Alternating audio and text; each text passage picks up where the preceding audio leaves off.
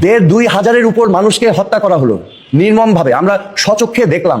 600 মানুষ এখনো অন্ধ, কিন্তু প্রায় 20,000-এর উপরে আহত অবস্থায় এখনো হাসপাতালে কাটাচ্ছে। You cannot erase them. এই যে গণহত্যা যে হলো, এখন পর্যন্ত শুনেছেন আওয়ামী লীগের একজন ব্যক্তি বলেছে যে আমরা দুঃখিত?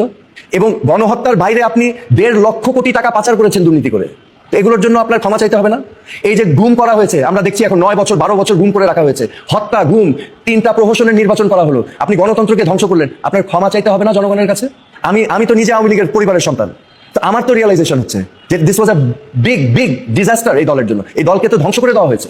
এই যে গণ অভ্যুত্থানটা যখন হলো, এটা কি শুধু বিরোধী দল নেমেছে? এখানে তো আমার পরিচিত আওয়ামী লীগ ফ্যামিলির লোকজনও নেমে গিয়েছে, অভিভাবকরা নেমে গিয়েছে, ছাত্রছাত্রীদের।